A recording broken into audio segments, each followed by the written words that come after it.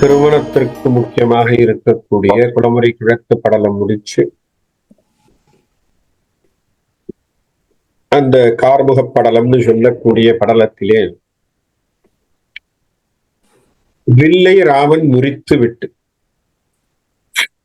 அது வரைக்கும் பார்த்திருக்கோம்னு நினைக்கிறேன் இல்லையா? வில்ல ராமன் முறிச்சுட்டார். முறிச்ச பிறகு சுத்தி இருந்த அவையிலே இருந்தவர்கள் எப்படி ராமனை போற்றினார்கள், எப்பேற்பட்ட கோஷங்கள் எல்லாம் அங்க எழுந்தது அப்படின்லாம் பார்த்தோம். அங்க சுத்தி இருந்தவங்களுக்கெல்லாம் என்ன ஒரு சந்தோஷம் இருந்தது, ஜனகன் எப்படி மகிழ்ந்தான், அப்படி உள்ளே இருந்தவர்களுடைய ஆரவாரங்கள் எப்படி இருந்தது, மக்கள் மனசுல ஏற்பட்ட விஷயங்கள் என்ன அப்படிங்கிறதெல்லாம் நம்ம முழுமையாக பார்த்து தெரிஞ்சுக்கிட்டோம். ஏன்னா சுத்தி இருந்தவங்கெல்லாம் முதல்ல ஜானகி என்று சொல்லக்கூடிய சீதைக்கு திருமணமாகுமா அப்படிங்கிற ஒரு எண்ணமே வந்துட்டு. காரணம், எல்லாரும் வந்தவங்க யாரும் அந்த தனுசை எடுத்து உடைத்தவர்கள் அல்ல. அசைக்கவே முடியல, உடைக்கிறது எடுக்கிறதுக்கே முடியாம இருந்தான். இப்ப எடுக்க முடியாம இருந்ததினாலேயே அவர்கள் யாராலையும் ஒன்றும் செய்ய முடியாம இருந்ததுனாலே ஜனகனுக்கே ஒரு சங்கடம். என்னடா, தன்னுடைய பெண்ணுக்கு திருமணம் ஆகுமா ஆகாதா அப்படிங்கிற மாதிரியான ஒரு எண்ணம் அவருடைய மனசுலே இருந்து அவருக்கும் அது ரொம்ப நாள அவருடைய மனசுல போட்டு உடுத்திட்டு இருந்தது. அப்படி எல்லா விதமான என்ன செய்கிறது, பல புண்ணியங்களினால் செய்யப்பட்ட செய்கையினாலே ஜனகனுக்கு விஸ்வாமித்திரன் மூலமாக அந்த ராஜாங்கத்துக்குள்ளே யார் வந்தது? ராமனும் லக்ஷ்மணனும் வந்தது. அது ஜனகன் செய்த புண்ணியம் இல்லையா? யார மருமகனா கூப்பிட்டிருக்கார்? ராமனை, நாராயணனை, ஸ்ரீமன் நாராயணன் அங்கே மருமகனா வந்திருக்கார். ஆனா அதை விட கொடுப்பின என்ன? மகாலட்சுமி தாயாராக இருக்கக்கூடியவள் பெண்ணாக அவர் வீட்டிலே இருந்திருக்க. அதெல்லாம் அவருக்கு இருந்த கொடுப்பின. அப்பேற்பட்டவர் வருத்தப்படுறார். என்னதான் இருந்தாலும் ஒரு தகப்பனுக்கு இருக்கக்கூடிய காலகாலத்திலே பெண்ணுக்கு திருமணம் செய்து வைக்கணும் அப்படிங்கிறது ஜனகர் முதல் கொண்டு எல்லோ தகப்பனுக்கும் இருக்கக்கூடிய ஒரு விசாரம் அப்படிங்கிறத கம்பராமாயணம் ரொம்ப தெளிவாக, ராமாயணமே தெளிவா சொல்லுது. என்னன்னா எல்லா தகப்பனுக்கும் அது மனசுல இருக்கக்கூடிய வருத்தம் தானே. பெண்ணுக்கு காலகாலத்துல கல்யாணத்தை பண்ணி வச்சா நம்ம கடமை முடியுதுப்பா அப்படின்னு சொல்ற மாதிரி இருக்கும் அப்படிங்கிற எண்ணம் இருக்கும். அது ஜனகனுக்கும் விதிவிலக்கல்ல. அப்ப ஜனகனும் யோசிக்கிறான். யோசிக்கின்ற பொழுது இங்கே ராமனும் லக்ஷ்மணனும் விஸ்வாமித்திரரோடு ராஜாங்கத்துக்குள்ள வந்த உடனே அவங்கள பார்த்தோன்னு ஒரு நம்பிக்கை மனசுல.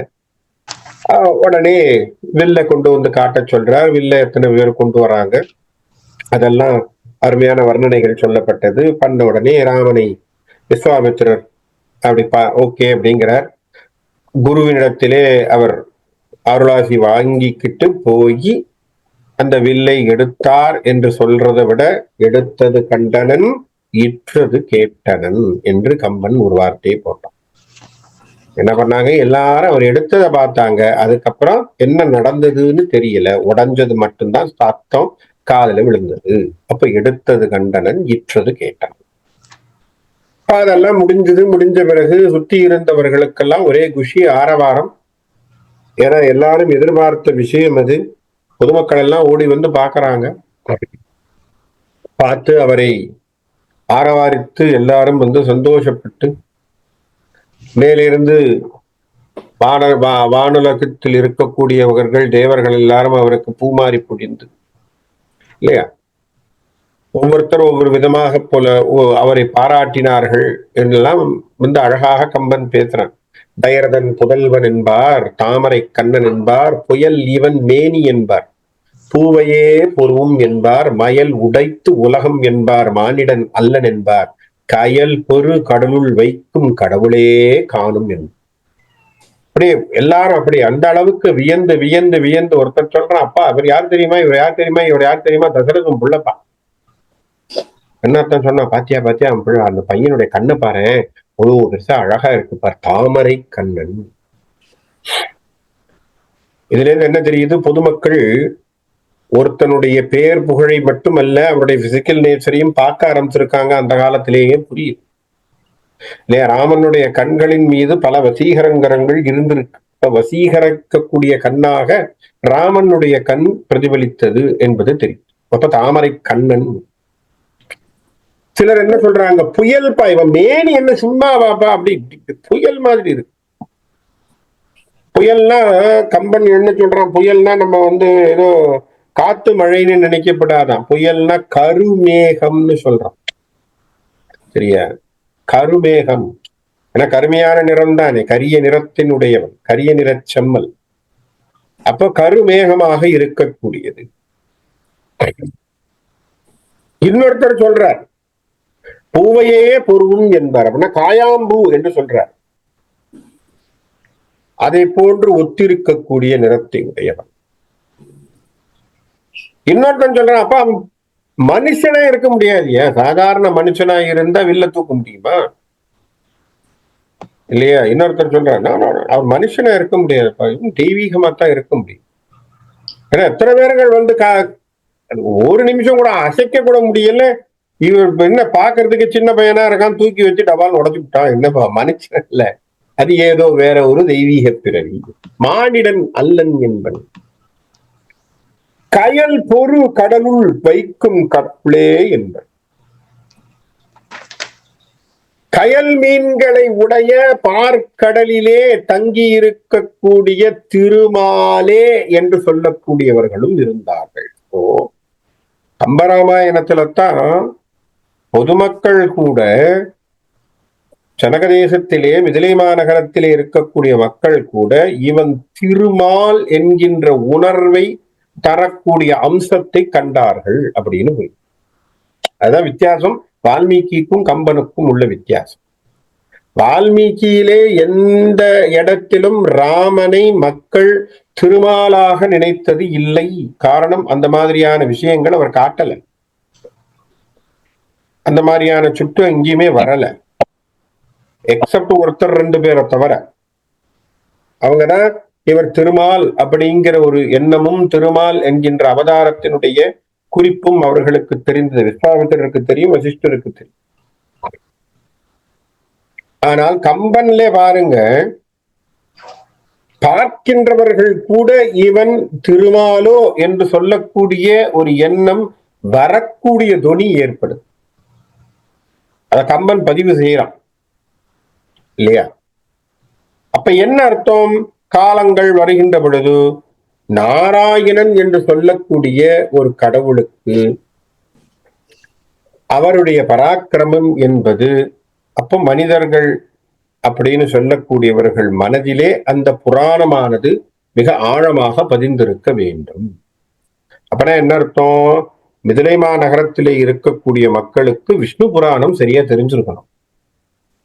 ஏன்னா திருமாலோட ஒருத்தர் ஈக்குவேட் பண்றார் அப்படின்னு சொன்னா, விஷ்ணுவோட ஈக்குவேட் பண்றார் என்று சொன்னால், அப்போ விஷ்ணு புராணம் என்பது சரிவர முழுமையாக தெரிந்திருக்க வேண்டும்.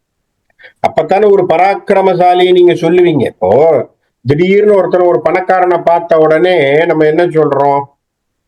அவனை பார்த்த உடனே இவன் பெரிய வாரன் பஃபட்டோ அப்படின்னு பேசும்.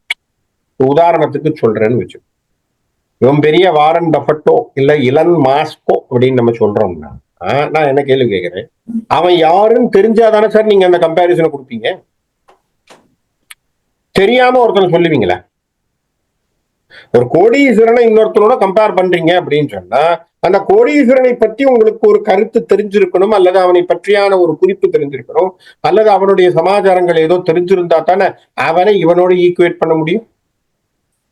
நான் சொல்ற பாயிண்ட் புரியுதா? அப்போ ஒருத்தரை நீங்கள் இன்னொருத்தரோடு கம்பேர் பண்றீங்கன்னா, சொல்லக்கூடிய பொருள், சொல்லப்பட்ட மனிதனுடைய பராக்கிரமம், பெருமை என்பது முழுமையாக தெரிந்திருந்தால் தான் நீங்க அவனை கம்பேர் பண்ண முடியும். இங்கே ராமனை திருமாலோடு கம்பேர் செய்கிறார்கள் என்று சொன்னால், திருமாலை பற்றிய தெளிவு மிதிலை மாநகரத்து மக்களிடையே இருந்தது. அப்படின்னா திருமாலை பற்றிய தெளிவு எப்படி வரும்? விஷ்ணு புராணத்தின் வழியே தான். விஷ்ணு புராணம் என்கின்ற புராணத்திலே அவர்களுக்கு முழுமையான ஈடுபாடு இருந்திருக்க வேண்டும், அல்லது அது முழுமையாக தெரிந்திருக்க வேண்டும். அப்படி இருந்தா தானே அவங்க கம்பாரிசன் கொடுப்பாங்க. அப்போ அப்பேற்பட்ட விஷயங்களை எல்லாம் அங்கே மிதிலை மாநகரத்தில் இருக்கக்கூடிய மனிதர்கள் தெரிந்து வைத்திருந்தார்கள். அப்ப அதெல்லாம் சொல்றாங்க. இது மட்டும் இல்ல, பக்கத்தில் இருந்தவங்க எல்லாம் சொல்றாங்க, நம்பிக்கைக்கான நங்கைக்கு 1000 நயனம் வேண்டும். ஒருத்தன் சொல்றான், பாத்தியா ராமனுடைய அழகை பாக்குறதுக்கு என்ன, இது ஒரு கம்பாரிசன் நடக்குது நடுவுலயே. பொதுமக்கள் ஒருத்தன் சொல்றான், பத்தியா ராமர் பார், ராமர் என்ன அழகு பத்தியா, ராமர் அழகை பாக்குறதுக்கு சீதைக்கு 1000 கண்ணு வேணும் ஒருத்தன் சொல்றான். என்ன, சீதை சாதாரண ஒரு கண்ணோட எல்லாம் பார்த்திட முடியாது. ராமன் அழகை பார்ப்பதற்கு சீதைக்கு 1000 கண் வேண்டும், 1000 நயனம் வேண்டும். உடனே இவன் சொல்றான், இன்னொருத்தன் நம்மால் விட்டு கொடுப்பானா, நம்ம பொண்ணாச்சே, உடனே சொல்றான், கொம்பினை காணுந்தோறும் குறிசிருக்கும் அன்னதே ஆம். அப்பா, எங்க சீதை ஒண்ணும் சாதாரணமான ஆள் இல்லையா, அவளை பார்க்கறதுக்கு ராமன் பக்கத்துல 1000 கண்ணு வேணும். அப்ப என்ன அர்த்தம், 2 பேரும் இது காம்படிஷனா போயிட்டு இருக்கு. இவன் வந்து ராமனுடைய பெருமையை ஒரு கும்பல் சொல்லுது, இந்த சைடு சீதையினுடைய பெருமையை ஒரு கும்பல் சொல்லுது. ஏன்னா அவங்க மனசுக்குள்ள இப்ப ஒரு கல்யாண மூடு வந்துருச்சு. பொதுமக்கள்ல ஒரு அங்கீகாரம் வந்து விட்டது. என்ன, 2 பேரும் பேரன் மனசுல தீர்மானம் பண்ணியாச்சு, ராமன் சீதை திருமணம்ங்கிறத அவங்க மனசுல தீர்மானம் ஆகி அந்த கல்யாண ஜோடியெல்லாம் விமர்சிப்பது அப்படிங்கிற ஒரு எண்ணத்துக்கு வந்தாச்சு. ஆக அதை பத்தி எல்லாம் பேசுறாங்க. இது சொல்லிட்டு இருக்கும்போது இன்னொருத்தன் சொல்றான், ஒரு கும்பல்ல இன்னொருத்தன், இவங்க 2 பேரையும் முடியா, பக்கத்துல 3வது ஒருத்தன் உட்காந்துருக்கான் பாரு, தம்பி. யாரு, இளைய பெருமாள். யாரு, நம்ம லக்ஷ்மணன். அவனை பார்க்கவே அழகா இருக்குப்பா, தம்பியே என்ன அழகா இருக்கார் பத்தியா. அப்ப ராமர் மட்டும் இல்ல, ராமரை திருமணம் செய்து கொள்ளக்கூடிய சீதை மட்டுமல்ல, அங்கே தம்பியாக இருக்கக்கூடிய அந்த லக்ஷ்மணன் கூட அழகாக இருக்கிறான்.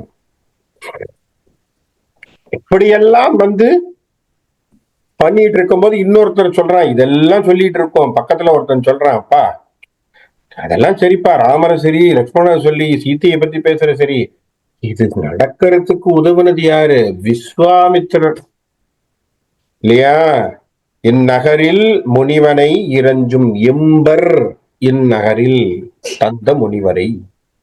அப்ப என்ன அர்த்தம், இந்த உலகத்துல நமக்கு இவ்வளவு பெரிய விஷயத்தை கொடுத்திருக்கக்கூடிய விஸ்வாமித்திரருக்கு நம்ம நன்றி கடன் பட்டிருக்கோண்டாங்க இல்லையா.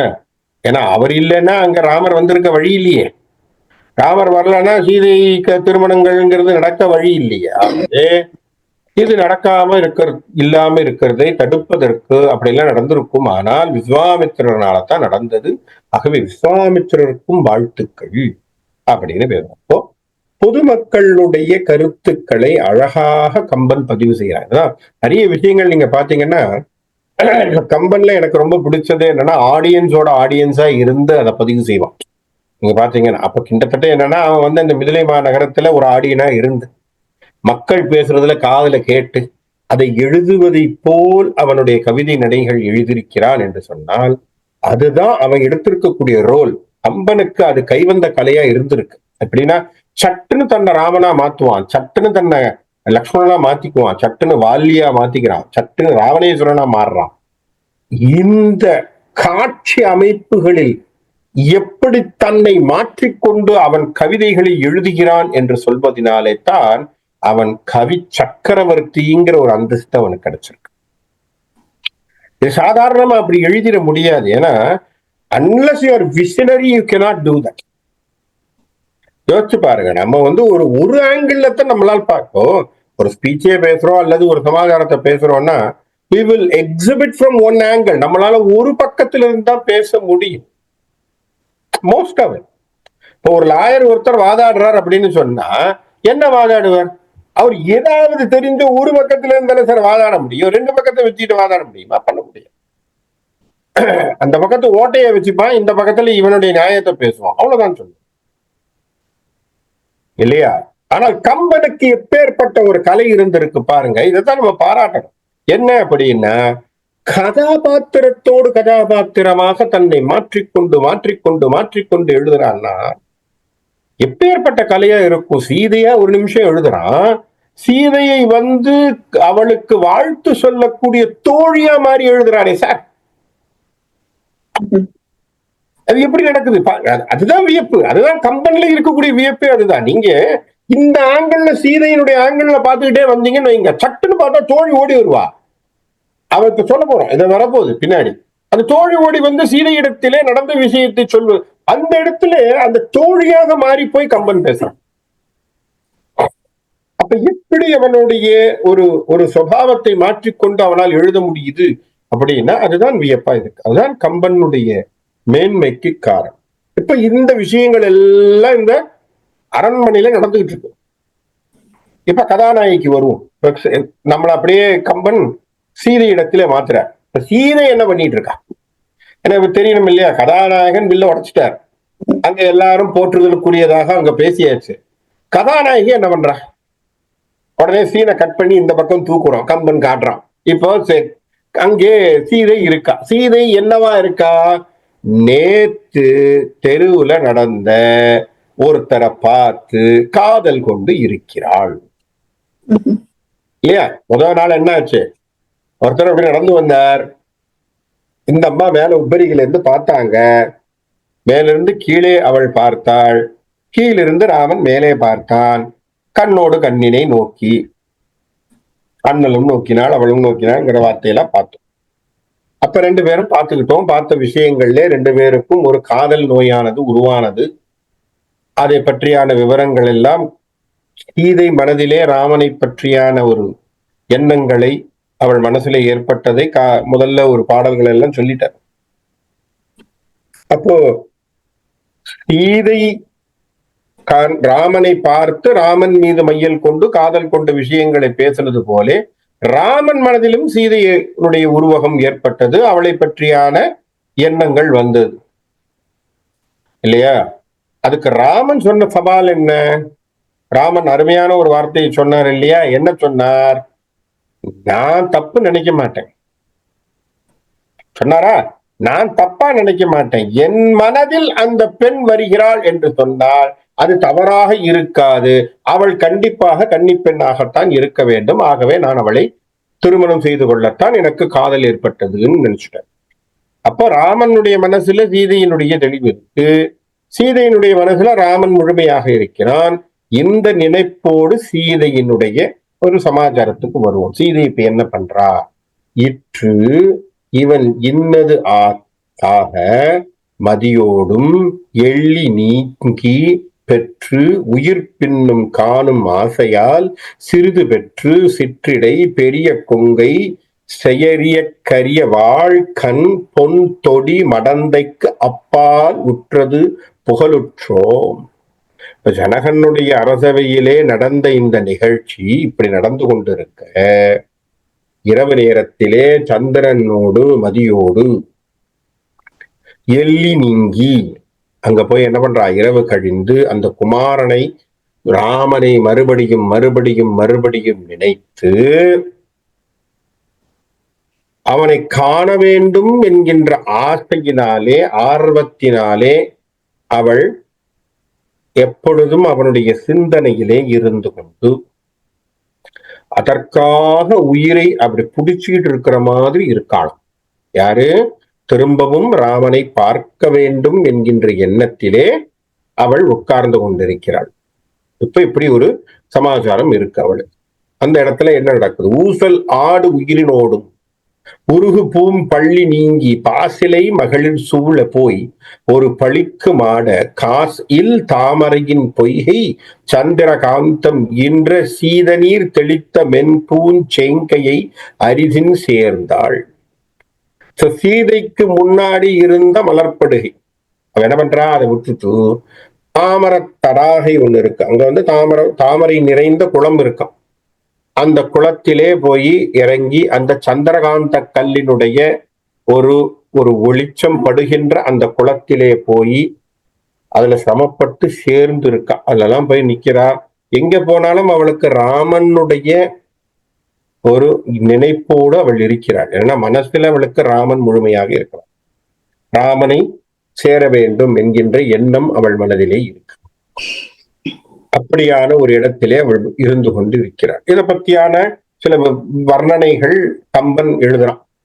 பெண் இவன் உற்றது என்னும் பெருமையால் அருமையான வண்ணமும் இலைகளாலே காட்டால் வாட்டம் தீர்ந்தேன் தன்னரு கமலங்காள் என் தளிர் நிறம் உண்ட கண்ணின் உள்நிறம் காட்டினீர் என் உயிர் தர உலோவி நீரே.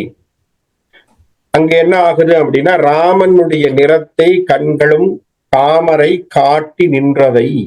ராமனுடைய நிறத்தை என்ன பண்ணிச்சான், அங்கே கண்களையும் அவரை கண்களை பற்றி ஞாபகத்தை தரக்கூடிய தாமரை மலரும், அவருடைய நிறத்தை தரக்கூடியதான அங்கே இருந்த சூழ்நிலைகளும் அவைகளெல்லாம் இவளுக்கு குறிப்பாக காட்டியதை அவள் என்ன பண்றா, இதெல்லாம் கொண்டு வந்து திரும்ப திரும்ப ராமனை நீங்க நினைவுபடுத்துறீங்க அப்படின்னு நினைச்சு நொந்துக்கிட்டான்.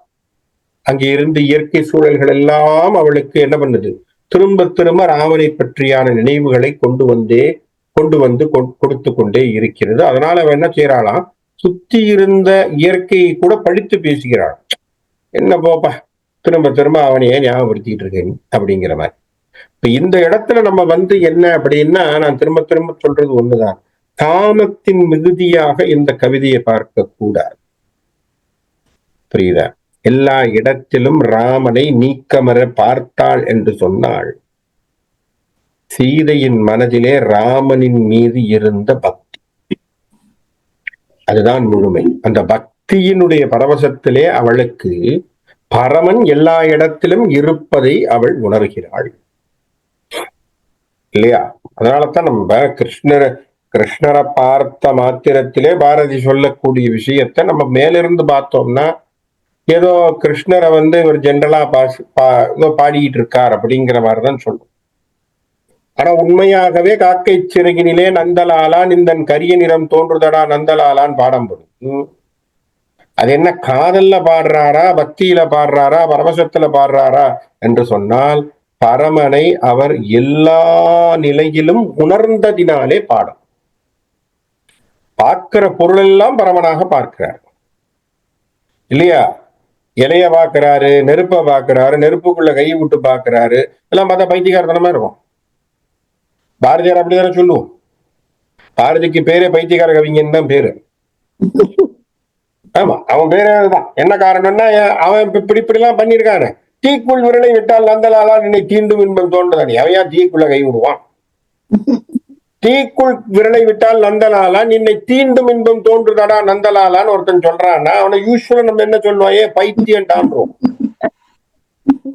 ஆனா பாரதிக்கு அது பக்தி. பாரதியினுடைய பக்தி நமக்கு புரியல சார். நம்ம புரியாத போது நாம் சாதாரணமாக மனித நிலையில் இருந்து பாரதியை எடை போட்டு பார்க்கிறோம்.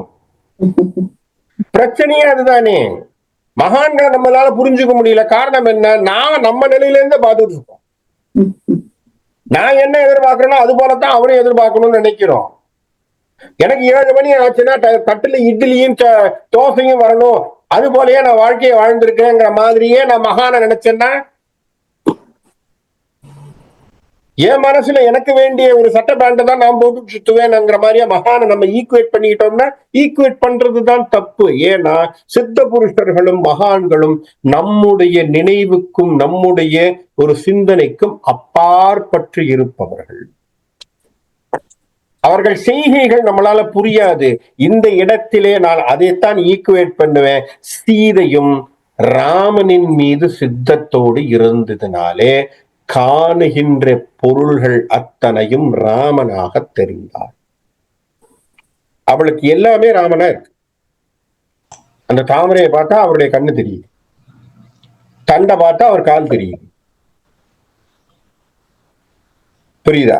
இயற்கையிலே கருமையாக இருக்கக்கூடிய நிறத்தை பார்த்தா அவளுடைய நிறம் தெரியுது, அவளுக்கு உருவம் தெரியுது. அவன் என்ன பண்ணுவா? சீதையனுடைய முழுவதையும் ராமனுடைய நினைப்பு என்பது ஆக்கிரமித்திருக்கிறது. ஆகவேதான் அது பக்தியினுடைய முழுமை.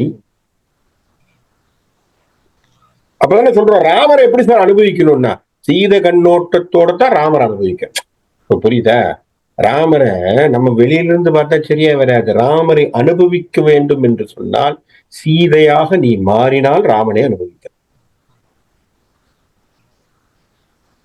புரியுதா? இல்லைன்னா ராமர் நமக்கு புரியுறது கஷ்டம். சீதையின் கண்ணோட்டத்துல தான் சார் ராமரை பார்க்கணும். நீங்க நான் ஒரே கண்ணோட்டத்துல இருந்து பார்த்துட்டு இருந்தா, நான் ராவணேஸ்வரனாவே இருந்து ராவணனை பார்த்துட்டு இருந்தா எங்க சார் புரியுது? பிரச்சனை புரியுதா? இப்ப நமக்கு சிக்கலே அங்க அதுதானே. நான் என்ன கண்ணோட்டத்துல ராமனை பார்க்கின்றேன்? நீ சீதையாக இருந்து ராமனை. அப்போ உனக்கு ராமனையும் பிடிக்கும், ராமனுடைய அசைவு பிடிக்கும், பேசுறது பிடிக்கும், நடக்கிறது பிடிக்கும், பழகிறது பிடிக்கும். ஒவ்வொரு அசைவும் ஒவ்வொரு அணுவாக நீ ராமனை ரசிப்பாய். புரியுதா? அந்த பக்தியைத்தான் நம்ம இங்க கம்பராமாயணத்திலே கம்பன் எடுத்து காட்டுகிறான் என்பதை தெளிவாக புரிந்து கொள்ள வேண்டும். அதுதான் இங்க அவர் அத்தனை பாடல்களிலே சீதையினுடைய காதலை சொல்லுவதாக பேசுகின்ற பாடல்கள் இவைகள். அப்ப ராமனுடைய அழகு, ராமனுடைய தோழழகு, நான் உலாவு மேரோடு, நான் உலாவு பாணியும், தூண் உலாவு தோளும், வாளூடு வாளியுடு உலாவும் தூணியும், வாழ் நிலாவின் நூல் உலாவும் மாலை மார்பும் மீளவும் காணல் ஆகுமோ ஆகின் ஆவி காணல் ஆகுமோ குலாம். அவருடைய தோள் எப்பேற்பட்ட தோள்! அந்த தோளிலே தொங்குகின்ற வில், பாணி, வில். பாணிங்கிற வார்த்தை சமஸ்கிருத வார்த்தைன்னு சொல்றோம் இல்லையா? பாணி அப்படின்னு சொன்னா சமஸ்கிருத வார்த்தை, வடச்சொல் அப்படின்னு சொல்றோம். கம்பன் கம்பராமாயணத்துல அந்த பயன்பாட்டுல உபயோகிச்சிருக்கோம். அப்ப அந்த பயன்பாட்டுல அது இருந்திருக்குன்னு புரியுது. அந்த வடச்சொல்லாக இருந்தாலும் அந்த சொல்லானது பயன்பாட்டுல இருந்திருக்கு. அதனாலதான் நம்ம என்ன சொல்றோம்? கோதண்ட பாணி கேள்விப்பட்டிருப்போம். கோதண்டம்ங்கிறது ராமரனுடைய வில்லின் பேர். பாணி என்று சொன்னால் கையிலே வைத்திருந்தவன். கோதண்டம் என்கின்ற வில்லை கையில் வேந்தி கொண்டிருந்தவன் இல்லையா? சிவனுக்கும் ஒரு பேர் சொல்றோம் இல்லையா? சிவன் கையில் ஒரு வில்லு வச்சிருந்தார், பினாகம் என்று சொல்லக்கூடிய. அதனாலதான் பினாக பாணி. அப்படி ஒவ்வொருத்தருக்கான ஒரு வில்லை பற்றி பேசக்கூடிய. அப்ப இங்க என்ன சொல்றார்? நான் உலாவு பாணியும். அவர் தோளே மேரு மலையை போன்ற தோள். அந்த தோல் மேல என்ன இருக்கு? அவர் வச்சிருந்த அம்பு, வில்லு, கோதண்டம் என்கின்ற வில்லு.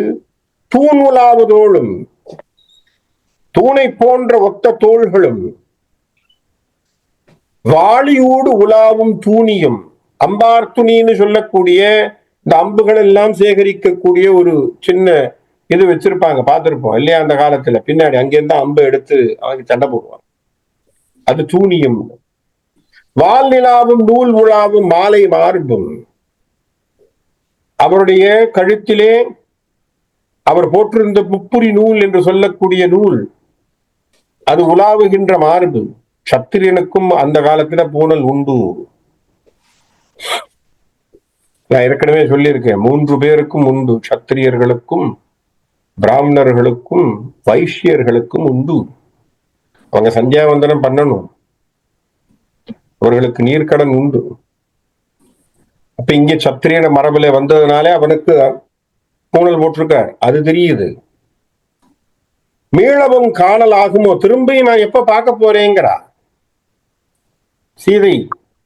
நான் திரும்பி எப்ப பார்க்க போறேன்? அவரை வருவாரா வரமாட்டாரா? அவர் வேறையோ? ஏன்னா இன்னும் அவளுக்கு இந்த வில் உடைச்ச கதை தெரியாதவளுக்கு. வில் உடைச்ச கதையை தெரிஞ்ச பிறகுதான் அவனுக்கு ஒண்ணு சங்கடம் வரும். ஏன்னா வில் உடைச்சவன் தான் நான் பார்த்தவனா, நான் பார்த்தவன் தான் வில் உடைச்சவனா ஒரு சந்தேகம் வரும் இல்லையா? அது ஒரு பிரச்சனை இருக்க. யோசிச்சு பாருங்க. ஏன்னா இது நடுவுல இந்த ஒரு சங்கடத்துக்கு நடுவுல அந்த ஒரு சங்கடம் வந்துச்சுன்னா, நான் ஒருத்தனை பார்த்தேன், அவர் மேல் காதல் கொண்டேன், இங்க வில்லுடைச்சதுன்னு ஒருத்தர சொல்றேன். அப்ப வில்லுடைச்சவன் தான் நான் பார்த்தவனா, நான் பார்த்தவன் தான் வில்லுடைச்சானே என்னன்னு தெரியலையே. அந்த சங்கடம் வேற வருது இல்லையா? அது இப்ப நடக்க போகுது, இன்னும் கொஞ்ச நேரத்துல வரப்போகுது. இது நடுவுல பார்த்தவனை பார்த்து நினைத்து நினைத்து நினைத்து அவள் புலம்பிக் கொண்டிருக்கிறாள். அப்படி அவள் புலம்பிக் கொண்டிருக்கக்கூடிய விஷயத்தை தான் கம்பன் இங்க அழகாக பேசுகிறார். எப்பேற்பட்டவனாக இருந்தான் பார். விண்தளம் கலந்து இலங்கு திங்களோடு, மீதி சூழ் வண்டு அலம்பு அலங்குள் தங்கு பங்கியோடும், வார் சிலை கொண்டல் ஒன்று இரண்டு கண்ணின் மொண்டு கொண்டு என் ஆவியை உண்டது உண்டு என்று நெஞ்சில் உண்ணும் உண்டு அது என்றும் உண்டு ஆரோ. அருமையான வார்த்தை, என்ன அழகா விழுது பாருங்க கம்பனுக்குன்னு. எப்பேற்பட்டவன் தெரியுமா? அவனுடைய தோல் அழகு. அவன் வந்து நிக்கக்கூடியது அழகு, அவனுடைய முகம். அப்படி வந்து நிக்கும் போது என்ன ஆச்சா, என்னுடைய ஆவி, என் உயிரை நீராக உறிஞ்சி விட்டான்கிறான். அப்படி காதல். என் உயிரையே அவன் என்ன பண்ணிட்டான், பருகி கொண்டான். அவனுக்குன்னு ஆயிப்போச்சு. அப்படி நான் விழுந்து கிடக்கின்றேன் என்று சொல்லி அவள் மிகவும் மனதிலே அவன் ராமனை பற்றியான எண்ணத்தோடு வாழ்ந்து கொண்டிருக்கிறார். 5 அரங்கு தீயின் ஆவி பற்ற நீடு கொற்றவில் வெஞ்சுரங்கள் நெஞ்சரங்க வெய்காம நேயவே. என்னவா எப்படி என்ன நட வந்து விழுந்துவா. பஞ்சரங்கு தீயின் ஆவி பற்றி நீடு கொற்றவில், அப்படி படிக்கணும். அப்பதான் அந்த நட சூப்பரா இருக்கும். வெஞ்சுரங்கள் நெஞ்சரங்க வேய காம நேயவே சஞ்சலம் கலந்த போது தையலாரை உய்ய வைத்து அஞ்சல் அஞ்சல் எங்கிலாத ஆண்மை என்ன ஆண்மையோ. அவன் அந்த நட பாருங்க, அப்பேற்பட்ட நடையாக கம்பனுக்கு வந்து விழுது. எப்படி, எனக்கு இவ்வளவு கஷ்டம் இருக்கு, என்னை காப்பாற்றுறதுக்கு வராத ஒரு ஆண்மகன் இல்லையா? அஞ்சல் அஞ்சல்னு ஓடி வர வேண்டாமா என்ன? அதை காப்பாற்ற முடியாத ஆண்மைன்னு நான் எப்படி சொல்லுவேன்? என்னை காப்பாற்றுவதற்கு வர வேண்டாமா அவன்? இல்லையா? கொடுமையான மன்மதன் என்னை கொன்று கொண்டிருக்கிறான், அம்பினால் என்னை கொல்லுகின்றான். அந்த பஞ்சை அழிக்கக்கூடிய நெருப்பை போல அவனுடைய காமத்தீயானது என்னை பற்றி என்னை கொன்று கொண்டு இருக்கிறது. அந்த இடத்துல என்ன பண்ணணுமா? அஞ்சல் அஞ்சல் என்கிலாத ஆண்மை என்ன ஆண்மையோ. கஷ்டத்துல ஒரு பொண்ணு இருக்கானா வந்து காப்பாற்றதவன் என்ன ஆண்மகன் என்கின்ற வார்த்தையை சீதை இங்கே சொல்லுகின்றாள். வருதும் பெண்களை, வருத்தத்தை பெறக்கூடிய பெண்ணை காப்பாற்ற வேண்டும் அப்படிங்கிறத அப்படி அவளுடைய புலம்பலாக சொல்றார். அப்படி அவள் சொல்லுகின்ற பொழுது என்னெல்லாம் பார்க்கலாம் பாருங்க. எங்கு நின்று எழுந்தது இந்த இந்து வந்து என் நெஞ்சு உலா அங்கு இயன்று அனங்கன் எய்த அம்பு வந்து சிந்தை நோய் பொங்குகின்ற பொங்கை மேல் விடம் பொடிந்தது எனினும் கங்குள் வந்த திங்கள் அன்று அகம் கலங்கம் இல்லையே. என்னுடைய நெஞ்சையெல்லாம் வந்து அவருடைய எண்ணங்கள் வந்து தாக்குகின்றன. அனங்கன் என்று சொல்லக்கூடிய மன்மதனுடைய அம்பு வந்து என்னை தாக்கி என்னை கொஞ்சம் கொஞ்சமாக கொல்லுகின்ற நஞ்சாக வந்து என்னை எடுத்துக் கொள்கிறது. அப்படி வந்து விழம்பொழுது என்னை வந்து காப்பாற்றக்கூடியவனாக ராமன் வர வேண்டும். இதெல்லாம் அவன் ராமனை பற்றியான விஷயங்களாக வைத்து வைத்து வைத்து ராமனுடைய எண்ணத்திலே அவள் புலம்பிக் கொண்டிருக்கக்கூடிய வார்த்தைகள். இதெல்லாம் அப்படி கம்பன் அப்படியே சொல்லிக் கொண்டு வருகிறார். இப்ப இன்னொரு அழகான ஒரு ஒப்புமையை சொல்றார். சரியா? அழகான ஒரு ஒப்புமை என்ன சொல்ற, ஒருத்தன் வந்து கையில அமுத கலசம்னு ஒண்ணு இருக்குன்னு வச்சுப்போம். அமுத கலசம்ங்கிறது என்ன? ஒருவன் சாகாவரத்தை தரக்கூடிய ஒன்று, அதுதான் அமுதம்னு பேர் இல்லையா? சாகாவரத்தை தரக்கூடிய ஒரு மருந்து, அதுக்கு பேர் அமுதம்னு பேர். இந்த அமுத கலசத்தை கையில வச்சிருக்கிறவன் நழுவி விட்டுட்டான்னா இல்லையா? அந்த பொற்களத்தை அதை நழுவி விட்டா ராமனை அப்படி கை நழுவி விட்டா எப்படி ஒரு மனசுல எப்படி ஒரு வருத்தம் ஏற்படுமோ. என்னன்னா ஒருத்தன் கொண்டு வந்து உங்களுக்கு அமுதம்னு கொடுத்த பிறகு அந்த அமுத பாத்திரத்தை நீங்க விட்டுட்டீங்கன்னு வச்சுப்போங்க. அப்ப என்ன ஆகும்? அவங்களுக்கு தெரியாது என்ன எங்க இருக்கு, என்ன சமாச்சாரம்னு தெரியாது. அதனால அதுபோல ராமனை கண்ட மாத்திரத்தில் ராமனை பற்றி கொள்ளாமல் அவனை விட்டு விட்டேனேன்னு புலம்புறான். எப்படி? ராமனை கண்ட மாத்திரத்தில் ராமனை பார்க்கல, நானு ராமனை விட்டுட்டேனே. எப்படி விட்டுட்டேன்? எப்படி என் கையிலே சாகா வரத்தை தரக்கூடிய அந்த அமுதானது என் கையை விட்டு நழுவி போனது போலே ராமன் என் கண்ணெதிரிலே தெரிந்தாலும் ராமனை விட்டு விட்டேனே அப்படின்னு ஒரு புலம்புறான். பேய் கடல் பிறந்து அயல் பிறக்கொன்னா மருந்து பெற்று ஐய போர்க்களத்தோடு அங்கை விட்டு இருந்த ஆதர் போல், எப்படி என் கையில விட்டு போன ஒரு பொற்கலசம் போலே மொய்கிடக்கும் அண்ணல் தோல் முயங்கிடாத முன்னமே கைகடக்க விட்டு இருந்து கட்டுரைப்பது என்களோ. அவர் போன பிறகு ஐயோ ராமனை விட்டுட்டேனேன்னு மனசு ஏன் துடிக்குதோன்னு. என்ன அர்த்தம்? ராமனை பற்றியான நினைப்பை மனசுல எப்படி கொண்டு வரா? தன் கையிலே கிடைத்த ஒரு அமுத கலசத்தை விட்டு விட்டவனுடைய நிலையோடு அவள் சொல்ற. அப்போ அப்பேற்பட்ட ஒரு உயிரை தரக்கூடிய இந்த இடத்துல ஏன் அமுதத்தோடு ராமனை சொல்ல வேண்டும்? ராமன் என்கின்ற பெயர் அமுதத்திற்கு நிகரானது. ஏன் அமுதத்துக்கு நிகரானது? ஒரு மனிதன் தன்னுடைய வாழ்க்கையிலே ராமநாம ஜபத்தை செய்தான் என்று சொன்னால் அவனுக்கு மோட்ச பிராப்தி ஏற்படும். அப்போ சாகா மருந்துக்கு இணையானது ராமநாமம். சரியா? அப்ப ராமநாமத்தினுடைய சமாச்சாரத்தை நமக்கு புரியணுங்கிறதுக்குத்தான் கம்பன் இதை சீதையின் வாயிலாக நமக்கு சொல்றான். என்ன அர்த்தம்? எப்பேற்பட்ட அமுதம். அப்போ நமக்கும் அதே புலம்பல் தான். என்ன சார், கையில அமுதத்தை போல் ராமநாமம் இருக்கு இல்லையா? கையில அமுதத்தை போல் ராமநாமம் இருக்கு, ராமனுடைய பராக்கிரமம் இருக்கு, ராமனுடைய சரித்திரம் இருக்கு, ராமனை பற்றிய விஷயங்கள் இருக்கு. இத கையில விட்டுட்டு வேற ஏதோ பொருளை தேடிக்கொண்டு இருக்கிறோமே மூட மனமே, நீ ராமன் என்கின்ற சாகா மருந்தை பற்றிக்கொள். இது கம்பன் நமக்கு தரக்கூடிய குறிப்பு. இதை நம்ம அப்படித்தான் எடுத்துக்கணும். இப்படி இருந்த ஒரு சமாச்சாரத்தில் நடந்து கொண்டிருக்கின்ற பொழுது அந்த இடத்திலே ஒரு தோழி உள்ள வரா.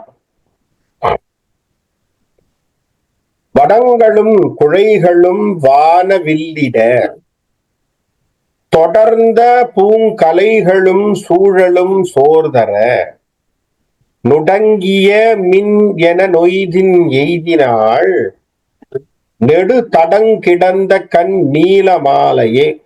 நீலமாலை என்று சொல்லக்கூடிய சீதையினுடைய தோழி பெண் நீலமாலைன்னு பேராடு. அவ என்ன பண்றா? இந்த ராமன் வில்முறித்த சமாச்சாரத்தை கொண்டு வந்து சீதைக்கு சொல்லணும். இப்போ ஓடி வரா.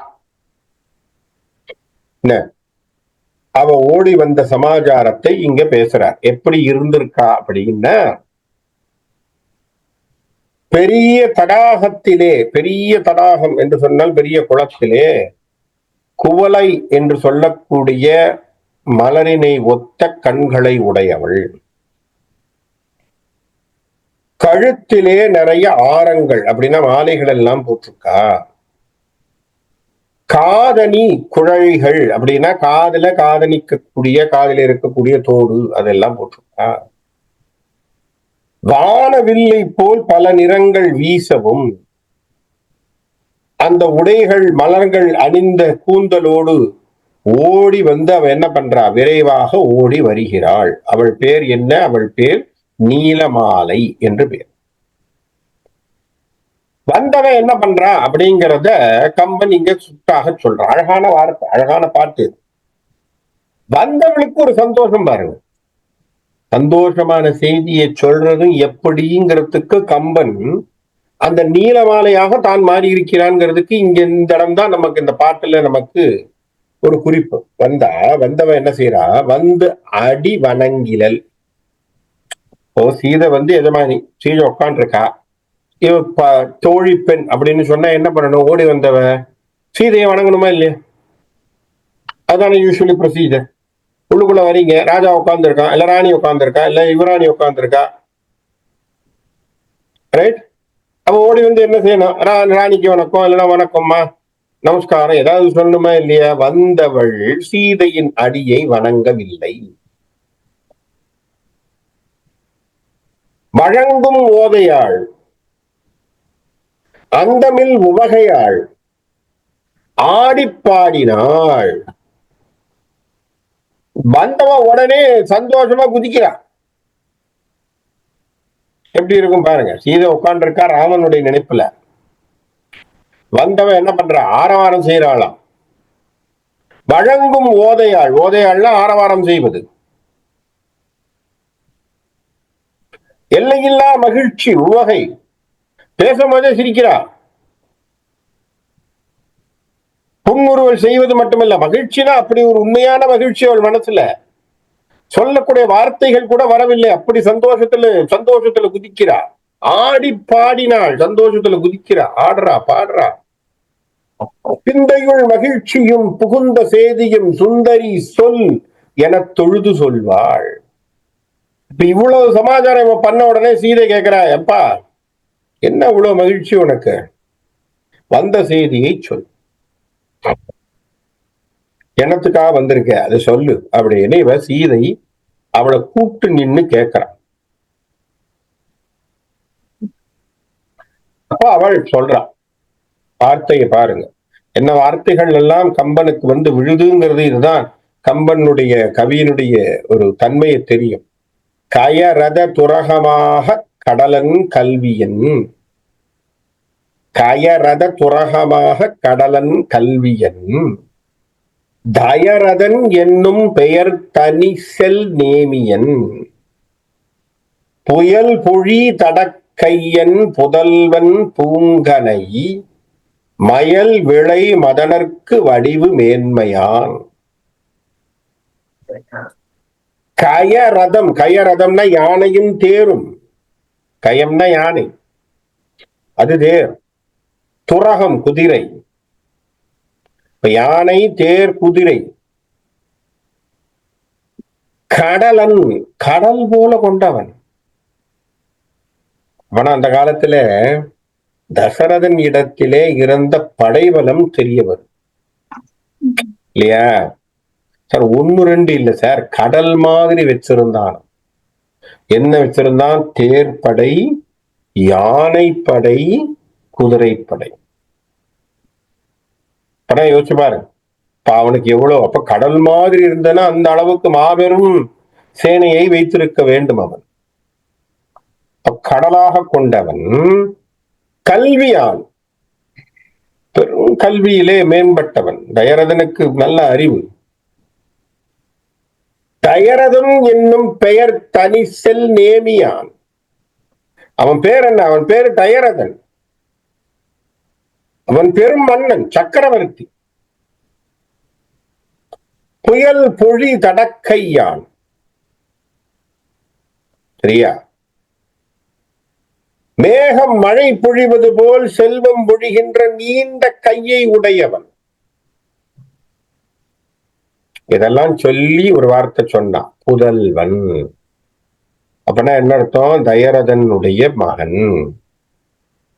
பூங்கனை மயல் விளை மதனர்க்கு வடிவு மேன்மையான். அவன் உருவம் எப்படி இருக்கான்? அவனை பார்த்தா மன்மதனுக்கே ஆசை வந்து. எப்படி இருக்கும்?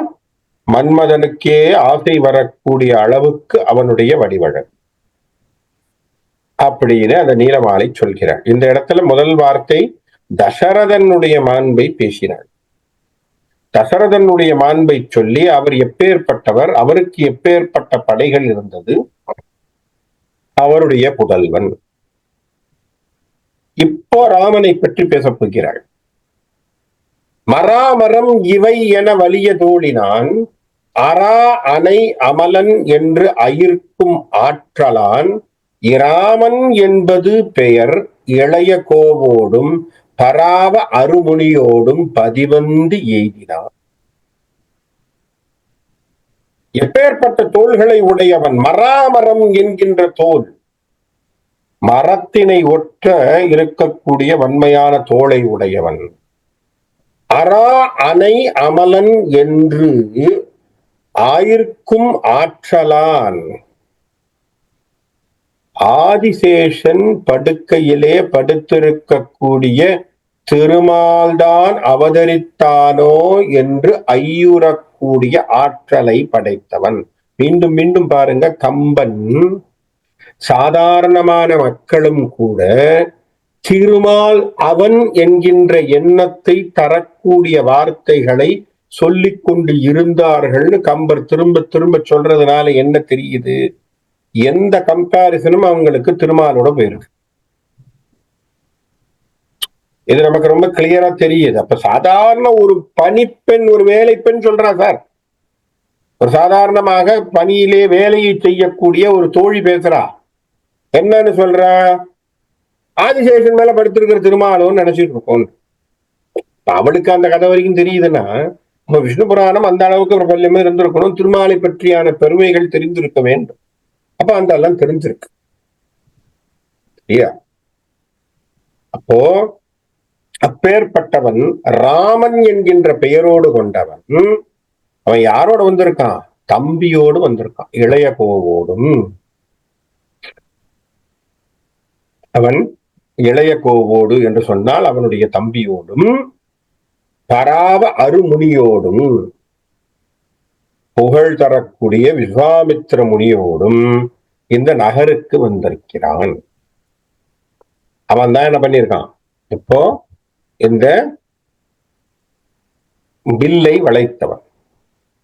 பூன் இயல் மொய்ப்பினான் புனிதன் எய்தவில் காணிய வந்தனன் என்ன காவலன் ஆணையின் அடைந்த வில் அதனை ஆண் தகை நான் இனிது ஏற்றினான் நடுங்கிற்று உம்பரே. அவன் என்ன பண்ணாங்கிறத சொல்றான். அவன் என்ன பண்ணிருக்கான்? அழகான இந்த தன்னுடைய கையிலே வளையங்கள் இதெல்லாம் அணிந்து கொண்டவனாக தோல்வழியோடு இருக்கக்கூடிய அந்த குமாரன் என்ன பண்ணான்? புனிதன் எய்த வில், அது சிவன் கொடுத்த வில்லை காணும் பொருட்டு வந்தவன், காணியே வந்தனன். அவன் பார்க்கணும்னு வந்தான். அந்த இடத்துல காவலன் ஆணையினால், அப்பனா என்ன அர்த்தம்? ஜனகராஜா கட்டளையிட்டார் இல்லையா, பாக்குறது மட்டும் இல்லப்பா, என்ன செய்யணுமோ செய்யின்னு சொன்னாரா இல்லையா? காட்டும் பொழுது அவர் சொல்லித்தானே காட்டினார். அப்ப நீ என்ன பண்ணணுமோ பண்ணுங்கிறார். அப்ப பண்ண உடனே காவலன் ஆணையினால் அடைந்த வில் அதனை ஆண் தகை நான் இனிது ஏற்றினான். எடுத்து அந்த வில்லை ஆண்மையுடைய அந்த குமாரன் என்ன பண்ணான்? நான் ஏற்றினான். நான் ஏற்றியது மட்டும் இல்ல, அப்ப என்ன ஆச்சா? நடுங்கிற்று உம்பரே. இப்ப இந்த உலகம் எல்லாம் நடுங்கிச்சான். ஏன்? அவன் நான் ஏற்றியதும் அந்த வில் முறிந்ததும் அதனுடைய சத்தமே உலகத்துக்கே இடி முழக்கம் போல் இருந்ததுன்னு பேசணும் இல்லையா? அப்போ அப்பேற்பட்ட ஒரு சத்தத்தை எழுப்பக்கூடியதான விஷயத்தை யார் பண்ணது? ராமன் செய்தான். என்ன மாதிரியான பண்ணிருக்கான்? அழகாக சொல்கிறாள். மாத்திரை அளவில் தாழ்மடு. மாத்திரைனா என்ன அர்த்தம்? மாத்திரைக்கு இலக்கணம் சொல்றோம் இல்லையா? தமிழ் இலக்கணத்துல மாத்திரை என்றால் என்ன? இது ஒரு அளவு, சரியா? மாத்திரைக்கு என்ன டெபினிஷன் சொல்றோம் தமிழ் இலக்கணத்துல? கண் இமைக்கும் நேரமோ அல்லது கை நொடிக்கும் நேரமோ மாத்திரையின் அளவு எனப்படும். இலக்கணத்துக்கு ஒரு குறி, டெபினிஷன் அதுதானே.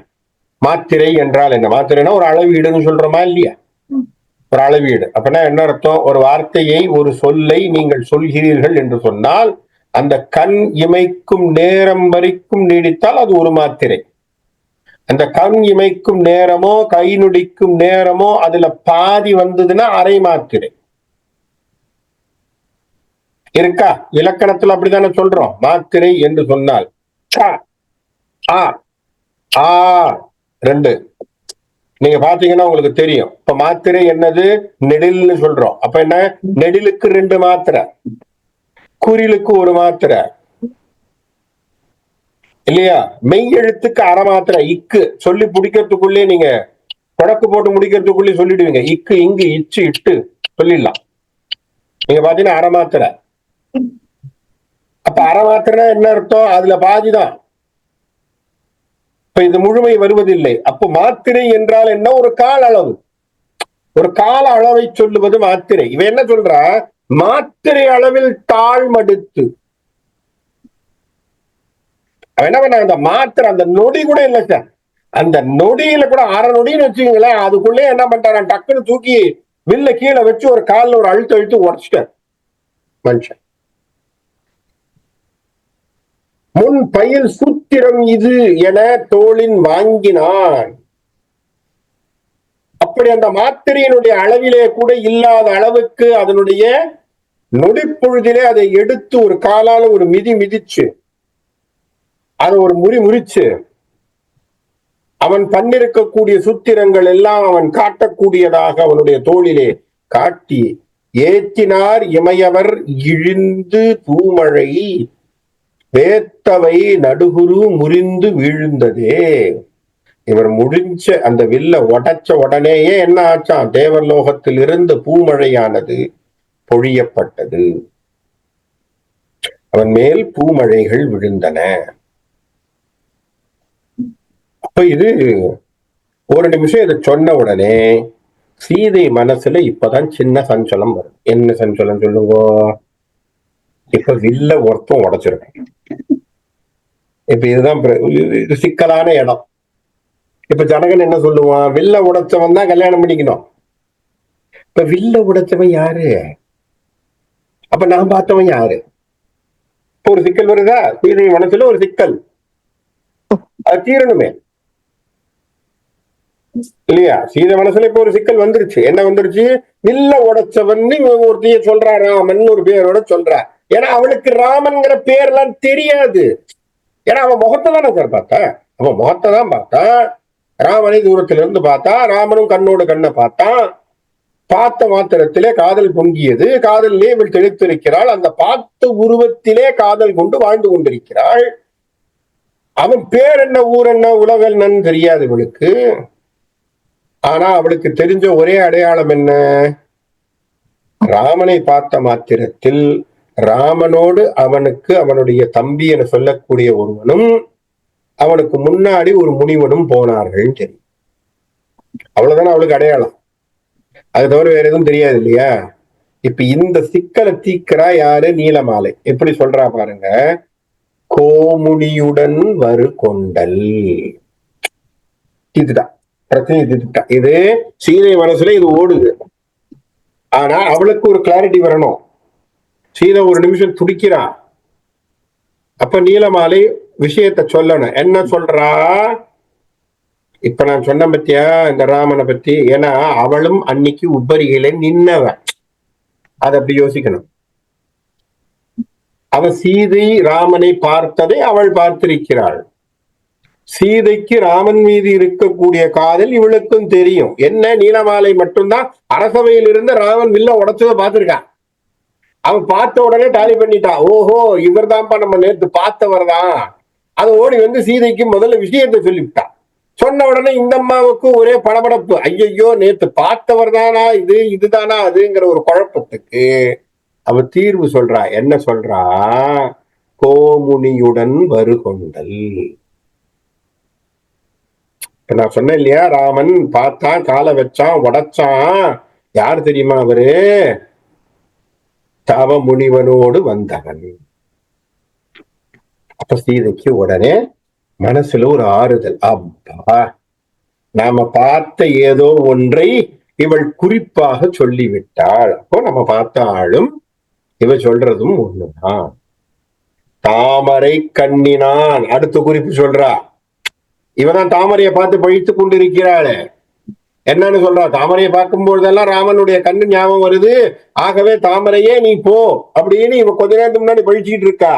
அதே வார்த்தை நீலமாலை சொல்கிறாள். தாமரை கண்ணினான். அடுத்த ஜஸ்டிபிகேஷன் வந்துருட்டு என்ற தன்மையால் சொல்லிட்டு அப்படியே அவளை பார்க்கறா சீதையை. சீதைக்கு ஒரு நிமிஷம் திகைச்சு போறா.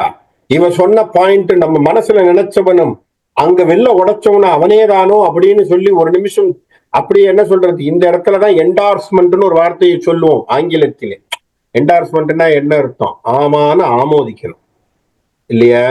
என்டார்ஸ்மெண்ட் அப்படின்னா ஆமா அப்படின்னு சொல்லணும். நீலமாலைய பாக்குறா, என்னன்னு சீதைக்கு புரியல. நல்ல இதெல்லாம் நம்ம மனசுக்குள்ள இந்த படங்களை ஓட்டி நீங்க பாருங்க, மனசுக்குள்ள ஓட்டி பாருங்க. சீதையின் நிலையில சீதைக்கு இப்ப என்டார்ஸ்மெண்ட் வேணும். நீலமாலை சொல்லிட்டா, 2 பேரை சொல்லிட்டா. என்ன சொன்னா? 2 குறிப்பு சொன்னா. என்ன? ஒரு முனிவனோடு வந்தவன், இது ஒரு குறிப்பு. நம்ம பார்த்த ஆளோட மேட்ச் ஆகுது. தாமரை கண்ணினன் அடுத்தது மேட்ச் ஆகுது. அவன் தானா இவன்? இன்னும் அது அவன் சொல்லணும் இல்லையா? கன்ஃபர்மேஷன் வரணுமே. That should be a confirmation. கரெக்டா? ராட்டிபிகேஷன், கன்ஃபர்மேஷன், என்டார்ஸ்மெண்ட் வேணும் இல்லையா? அவ அப்படியே சீதை அவனை பாக்குறா.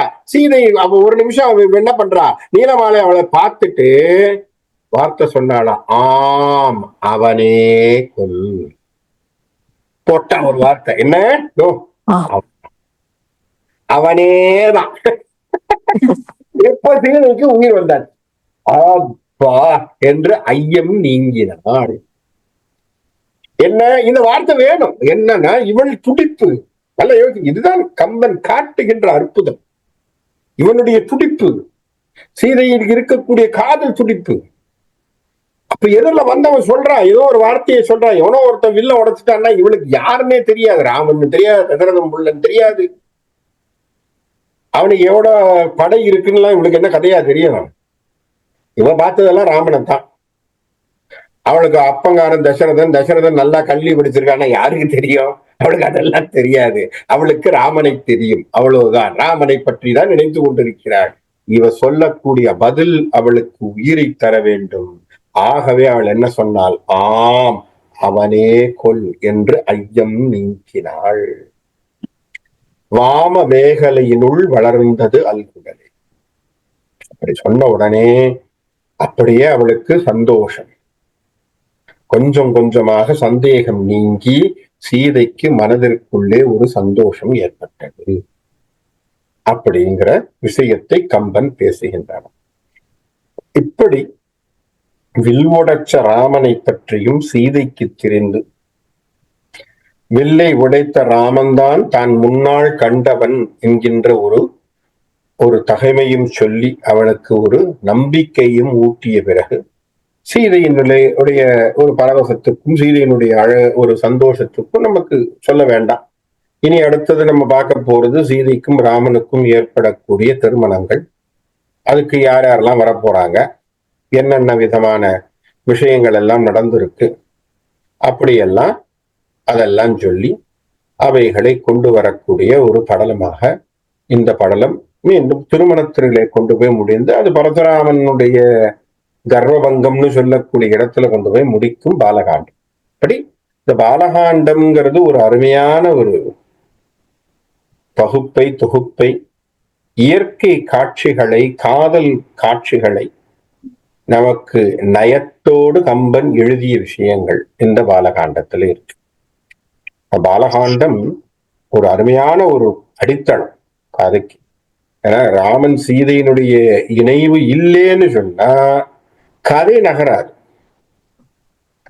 அந்த கதை நகரணும், காப்பியம் போகணும் அப்படின்னு சொன்னா ராமன் சீதையினுடைய இணைவு வேண்டும். ராமன் சீதை இணைவை அழகாக இந்த காட்சியிலே நேர்த்தியாக படம்பிடித்து காட்டியதற்கு கம்பன் ஒரு தடவை இல்லை பல பிறவி எடுத்தாலும் கம்பனை படித்து கொண்டே இருக்க வேண்டும்னு சொல்லி இன்னைக்கு இந்த இடத்துல நிறுத்துற. மற்ற விஷயங்களை வரக்கூடிய வகுப்பிலே இன்னும் பல விஷயங்களை பார்ப்போம் அப்படின்னு சொல்லி நிறுத்திக்கிறேன். நன்றி, வணக்கம்.